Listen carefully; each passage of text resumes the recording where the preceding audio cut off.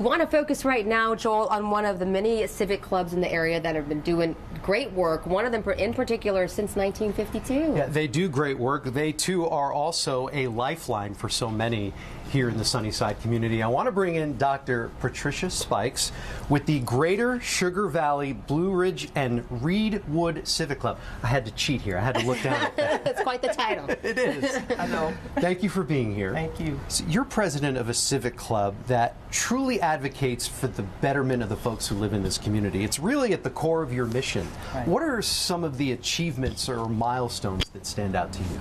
I guess the greatest thing that I can say as a milestone is that we've been able to bring 3 neighborhoods together in one civic club. After losing so many people in our neighborhood, we were able to pull all 3 neighborhoods together into one civic club to fight for the good of all. How does a civic club preserve the legacy of the community while still pushing for evolving in the neighborhood? Well, you keep it alive because, first of all, Senator Boris Miles, who actually grew up in our neighborhood, has been an advocate for the civic club all over. And we bring in all kind of different programs and things for our citizens as well as for the young people coming through. My greatest vision is to train younger people to come in and be able to take over where we are. Because unfortunately, we're moving on. So we're trying to bring in younger people and train them to be able to keep the legacy going.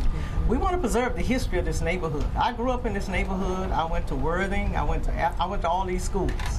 And we want to see it preserved for the kids who are coming behind us. The preservation of history is so important, and that really leads me to my next question. How do you envision the contributions that you're making now helping to shape the legacy for those future generations? Well, when you look around the neighborhood and at the people who've come out, we have had people like Azalea White, who was one of the first black women to get a pilot's license in Texas.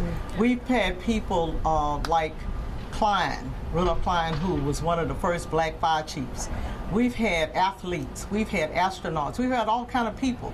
Our kids need to know this history so that they can continue forward in the history as well.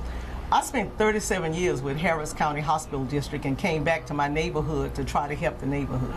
So we want to continue this on and continue bringing people in who will empower our children to go forward and maintain the neighborhood. Do you identify any roadblocks to that at all? Is there anything that you need help with? A lot of them. Yeah. We have roadblocks with a lot of developers have discovered our neighborhood, as I said earlier.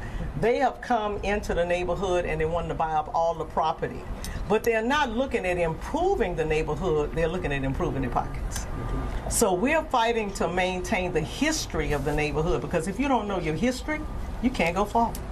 A fight that has such deep roots in this community. It does. Dr. Patricia Spikes, thank you so much for being here this afternoon. Thank you, and I'll leave you with one message. Yes, please. I came to make a difference, I tried to make a difference, and I hope I've made a difference in somebody's life.